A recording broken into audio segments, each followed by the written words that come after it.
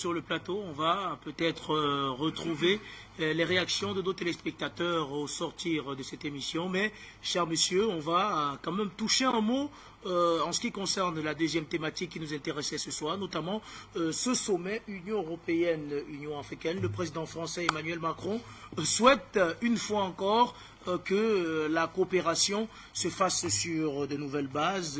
Bertrand Tatsinda, Ursula von der Leyen, la présidente de la Commission, était en visite au Sénégal il y a quelques jours où elle annonçait une enveloppe de 150 milliards pour essayer d'aider les pays africains. Bertrand Tatsinda, est-ce que le nouveau cheval de Troie, étant donné que les deux thématiques qui nous intéressaient ce soir sont liées, le nouveau cheval de Troie, pour emprunter l'expression d'un de nos téléspectateurs, c'est désormais ces projets à financer sur le continent africain?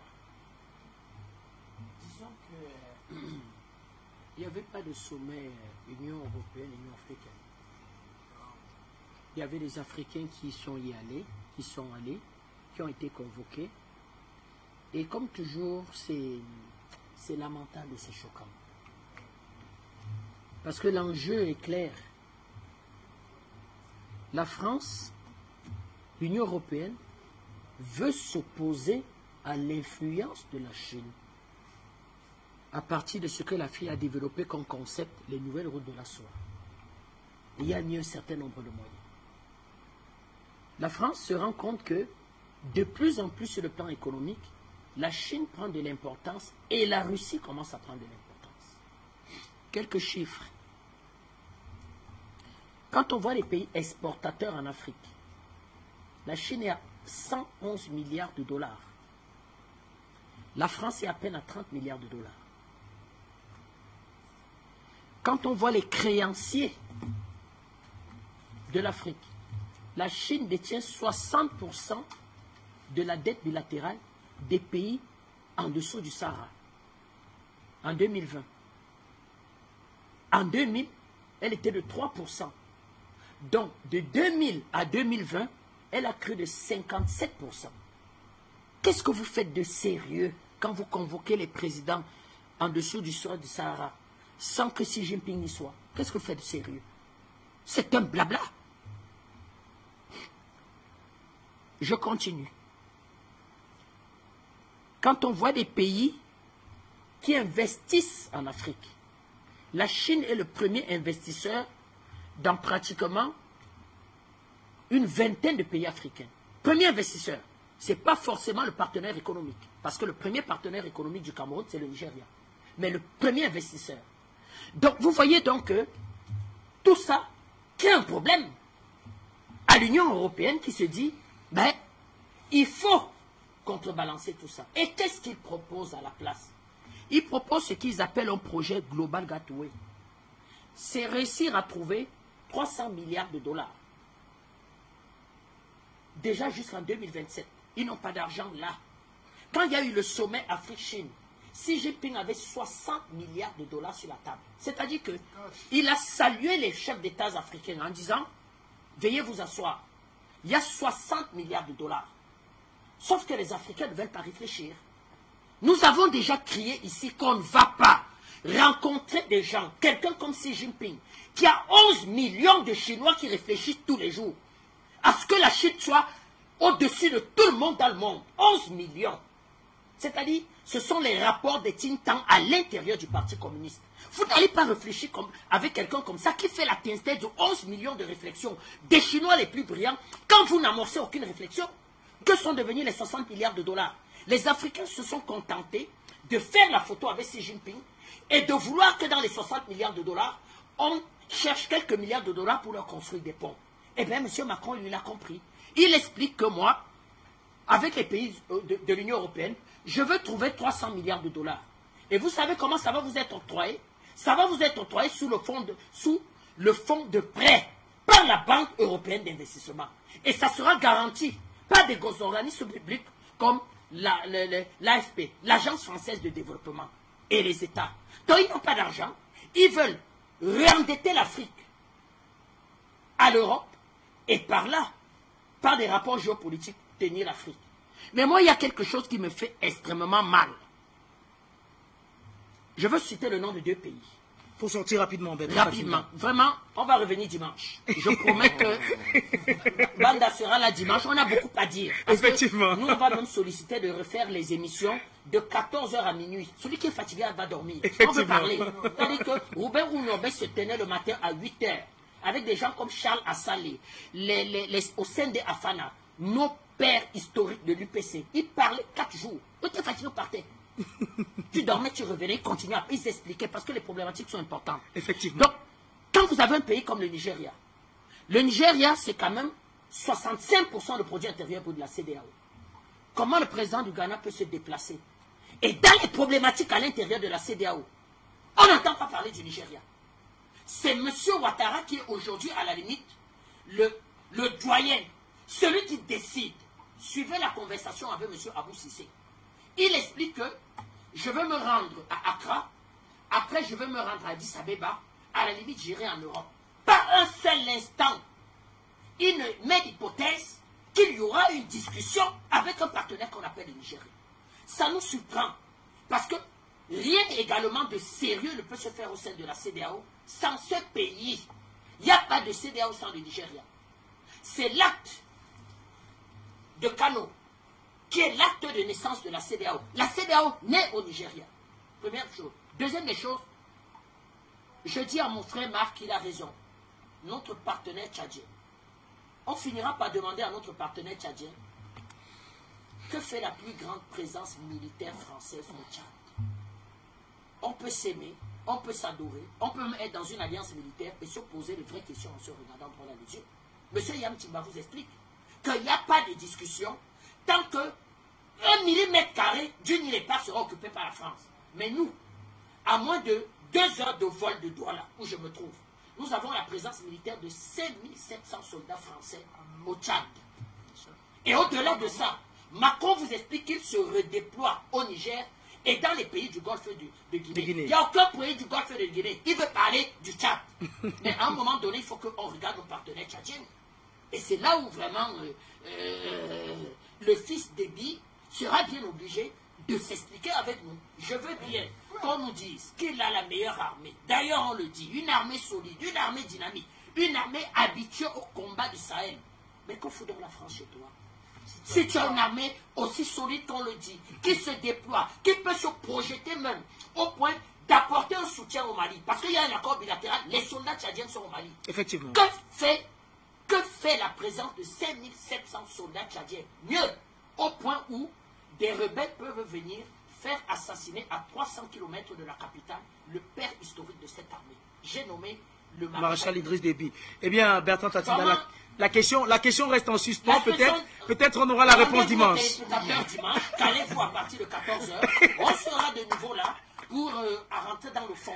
Merci.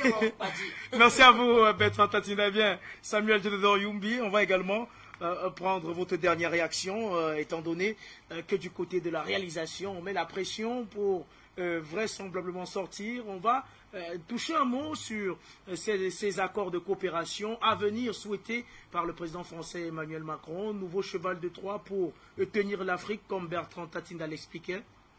Vous savez, Monsieur Junior Wafo, nous sommes en train de vivre comme avant que vous me posiez la question, j'étais dans mes éclats parce que le copanéliste Bertrand Tatinda, il est fier, il est heureux de voir en face un flagrant délit parce que là c'est rebelote encore pour prendre encore les Africains comme si nous étions vraiment, je ne sais pas comment, quel est le mot pour pouvoir justifier l'orgueil et ce qui anime les Européens pour pouvoir encore infantiliser encore l'Afrique, oubliant que ça ne passera plus.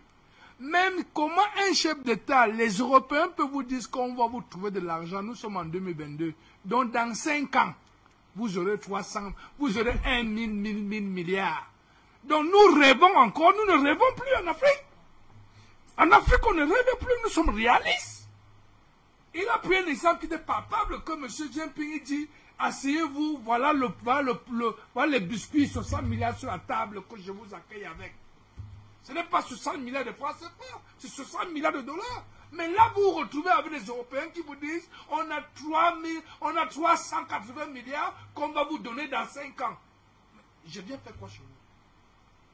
Et cet argent-là même, vous l'avez pris où? Ce sont nos ressources naturelles qu'on voulait encore venir piller et pour pouvoir nous redonner après. Donc ça veut dire, vous voulez donc avoir 5 ans de pillage. Et ça nous donnera quoi en retour? Ça nous donnera l'esclavagisme encore pendant 5 ans. Pourtant, nous ne voulons, on peut attendre encore les 5 ans. Ça veut dire aujourd'hui, comme le fait au Mali, c'est que science tenante, vous partez. Ça veut dire maintenant, on n'attend plus rien de vous parce que ce n'est pas, et quelque part, M. Junior, regardez comment on est en train de vouloir manquer du respect à la dignité, à la pensée et à la valorisation de l'Africain, qu'aujourd'hui, en ce 21e siècle, après près de 8 décennies que les Européens et la France ont vécu en Afrique, c'est aujourd'hui qu'ils pensent venir encore nous sortir, nous donner de l'argent. Eh bien, merci à Donc, vous, Samuel Dinodoryumbi. Pour dire, mon cher Junior Wafo, tout ce qui s'est passé et que les Européens ont pensé nous donner de l'argent, on n'a plus besoin de l'argent, on n'a plus besoin d'eux, qu'ils sortent et on verra comment nous allons reconsidérer nos relations entre l'Afrique et l'Union européenne. Merci à vous, Samuel Dinodoryumbi. Vous avez largement dépassé les 3 minutes qui vous étaient réservées. Eh bien, Dr Yamtimba, pour vous qui êtes donc économiste, est-ce que vous pouvez une fois de plus expliquer aux milliards de téléspectateurs de la télévision panafricaine que les Africains n'ont pas à craindre l'avenir parce que l'avenir c'est en Afrique? Écoutez, je ne sais même pas, je ne sais pas. Bon, à la limite, parfois on peut rigoler, parfois on peut se dire, quand on est, vous voyez des gens qui sont à court de solutions. Vous venez de proposer 150 milliards aux Africains, d'euros aux Africains sur 5 ans. Et d'un autre côté, vous dites non, ce sera 300 milliards, mais à partir de, on se donne un horizon de 5 ans pour les avoir. En 2010, Laurent Gbagbo proposait qu'on vende le kilo de cacao à 20 000 francs. Si vous prenez la production actuelle de cacao et que vous rapportez seulement à ce que la Côte d'Ivoire et le Ghana vendent, c'est-à-dire environ 60% de la production mondiale, donc autour de 3 millions de tonnes, eh bien, à 20 000 francs le kilo, à vue de nez, ça représente à peu près 90 milliards de dollars, 90 milliards d'euros, à vue de nez. 90 milliards d'euros, seulement le cacao. C'est-à-dire que vous le vendez, vous ne le transformez pas, vous le vendez comme ça. Uniquement de la Côte d'Ivoire et du Ghana. Uniquement de la Côte d'Ivoire et du Ghana, ça fait 90 milliards d'euros. Donc, quand vous entendez quelqu'un vous parler de 300 milliards d'euros, comme si c'était une somme extraordinaire, vous vous dites, c'est pour ça que je vous ai dit que les ambitions, je vous ai dit ça, hein, les ambitions des Européens ne sont pas à la mesure de nos ambitions. Ils ont des ambitions comme ça. Les nôtres, c'est ça. C'est pas la même chose. Nous vendons le cacao, ça nous rapporte 90 milliards de dollars, et vous venez nous parler de 300 milliards d'euros, de 300 milliards de dollars. Mais vous êtes sur quelle planète? Bon, quand on va ajouter le café, ça va donner quoi? Quand on va ajouter le coton, ça va donner quoi? Quand on va ajouter le coltan, le manganèse, le fer, le pétrole, l'uranium, l'or et tout ça, ça va donner quoi? Je vous rappelle qu'au Niger, l'uranium du Niger, au mauvais prix auquel on vend le kilo aujourd'hui à 43 000 francs CFA, rapporte quand même 5 510 milliards de francs CFA à peu près. 5 510 milliards. Mais le Niger ne touche que 86 milliards. Donc si le Niger vendait lui-même son uranium, il toucherait 5 000 milliards de francs CFA. C'est-à-dire 10 milliards de dollars. C'est l'équivalent à peu près, je crois, de 2 à 3 fois le budget du Niger. 2 à 3 fois. Donc, en fait, vous avez devant vous des gens qui vous paraissent à la fois des gamins, qui vous paraissent à la fois des escrocs, qui vous paraissent à la fois des espèces de prestidigitateurs ratés. En fait, vous ne savez pas du tout comment les qualifier. Vous ne savez pas comment les qualifier et vous vous demandez, mais ces gars-là, mais quel est leur problème? C'est quoi leur problème? Pourquoi est-ce que Gbagbo demandait qu'on vende le kilo de cacao à 20 000 francs? Quand vous prenez un kilo de cacao, en fait, les Africains touchent autour de 5%, 4 à 5% de la chaîne de valeur. Et ils ont donc le prix du cacao à 1000, 1200 francs, 1800 à peu près pour les bonnes années. Donc, vous multipliez par 10, vous êtes encore autour, pas très loin, vous êtes encore autour de 10-15% de la chaîne de valeur. Pas grand-chose, hein, mais vous touchez quand même 90 milliards d'euros entre le Ghana et la Côte d'Ivoire.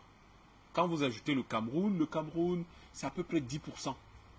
de cette quantité-là. Vous êtes donc le Cameroun. Seulement si on vendait le cacao à 20 000 francs le kilo, le Cameroun touchait 9 milliards de dollars, 9 milliards d'euros. C'est énorme. Alors, mais attendez, je vais vous expliquer. 9 milliards d'euros, c'est 85-90% du budget du Cameroun. 85-90% du budget du Cameroun. Parce qu'on a vendu le cacao à un prix acceptable. Et quelqu'un s'assoit et vient quand même vous dire, ouais, mais moi j'ai un programme de 150 milliards d'euros. Mais vous ne savez pas si c'est un gamin. Vous dites, il est perdu, il ne sait pas quoi faire, il a court d'idées, c'est quoi son problème? On sort rapidement, il y a un petit peu. En fait, je pense que si nous voulons parler sérieusement, quand Bessan Tatidan dit il nous faut une émission spéciale, Effectivement. il faut ce genre de choses. Qu'on prenne du temps. On ne court pas. Je vous ai dit que la discussion, c'est entre nous. On ne parle, on n'écoute plus personne. Quand vous n'écoutez plus quelqu'un qui est extérieur, vous avez le temps de parler bien entre discuter. vous. Vous parlez entre vous, vous ne courez pas. Ce qui se passe là, d'abord, les gens viennent vous parler d'un nouvel accord. Le premier a été signé quand? Quand ils se sont assis en 1885 à Berlin, ils vous ont appelé. Quand le pape a signé la bulle papa de 1454, on vous a appelé. Quand ils ont écrit le code noir, ils vous ont appelé. Quand ils vont écrire la charte de l'impérialisme, nous étions là. Quand ils ont même fait l'ONU, ils ont appelé Haïlé Sélassié comme ça. Parce qu'il fallait bien que quelqu'un, quand même, qu'on ne dise pas que l'Afrique n'y était pas. Sincèrement. On était là. Donc, vous n'avez jamais eu aucun accord avec les gens. Même le franc CFA, c'est Pleven, Soustel et De Gaulle qui ont signé. Aucun Africain n'était là.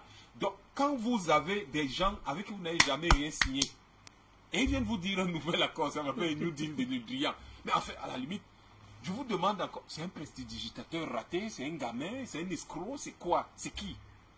Donc, ils sont perdus. Et comme ils sont perdus, on va les aider un peu. On va les aider un peu. Et l'aide qu'on va leur apporter, c'est que, il faut qu'ils partent de l'Afrique. Tout ce qui représente leur présence, à commencer par tout ce qui est militaire, doit partir. Et tout ce qui est financier, français, doit partir. Quand tout ça sera évacué, nous allons nous asseoir, nous aurons le temps de régler nos choses entre nous. Et ensuite, on va leur dire, ok, frérot, envoyez-nous un petit document pour nous dire ce que vous voulez. Et là, on leur répondra. On leur répondra et on dira, ouais, peut-être qu'on peut avoir un premier accord avec eux, parce qu'on n'en a jamais eu. Merci à vous, Dr Yamtimba. Eh bien, on va retrouver nos Amazones de l'autre côté de Zoom pour sortir rapidement avec elles également. Le temps qui nous est imparti est arrivé à son terme, mais je me dois de vous donner également la parole pour sortir de cette deuxième thématique. Linda Larbaoui, que peut-on dire pour sortir donc avec vous votre mot de fin en 2 minutes?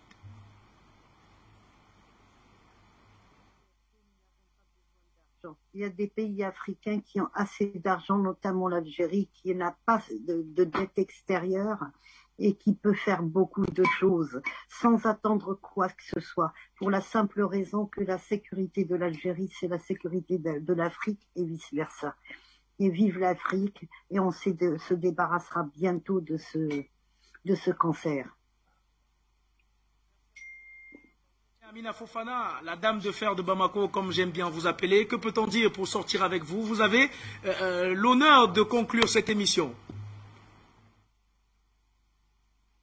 Merci beaucoup, Junior. Je vais pas rester longtemps au micro. Donc, les présidents qui sont partis n'ont pas été du tout mandatés par leur peuple. Donc, depuis la nuit des temps, ça fait des siècles qu'il y a ce genre de comportement. Les présidents européens s'asseyent et convoquent ceux qu'ils ont mis comme vigiles en Afrique. Donc, même si ils signent un New Deal, ou comme le dirait l'appel, parce que c'est des dealers, tout ce qu'ils vont signer n'engage pas l'Afrique. Ça n'engage pas les peuples africains. Ils représentent, eux, les présidents là, les intérêts des Européens, en particulier les intérêts de la France, ici, chez nous. Donc, c'est la même, l'UE ne peut pas aider, pas du tout. Encore moins la France. Pourquoi? Parce que ce sont les mêmes qui financent la liquidation physique des Noirs en Libye. Ils déboursent beaucoup d'argent pour ça. C'est ça leur rôle, l'extermination de la race noire afin de s'emparer de nos richesses.